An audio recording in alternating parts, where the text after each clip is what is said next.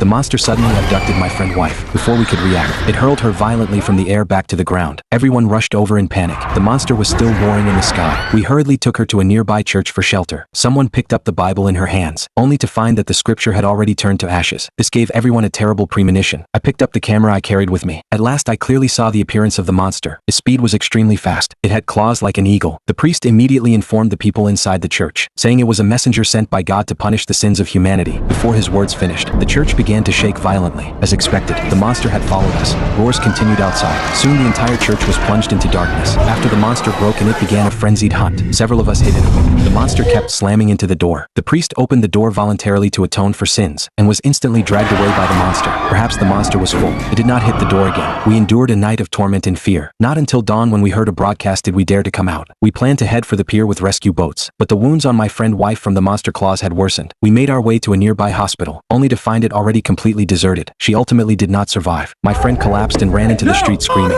I tried desperately to stop him from the window, but the monster hand suddenly pierced through his chest and carried him away. It turned out there were monsters hidden in the sky. When I rushed to my girlfriend's side, she was already lying beneath the monster claws. I forced myself to endure the grief and led the remaining survivors toward the pier. From the pitch black sky, black objects suddenly fell. After they hit the ground, everyone discovered in horror they were all man-eating monsters. Everyone scattered and fled. Yet under the monster encirclement, there was no power to resist. In the end, not a single person survived.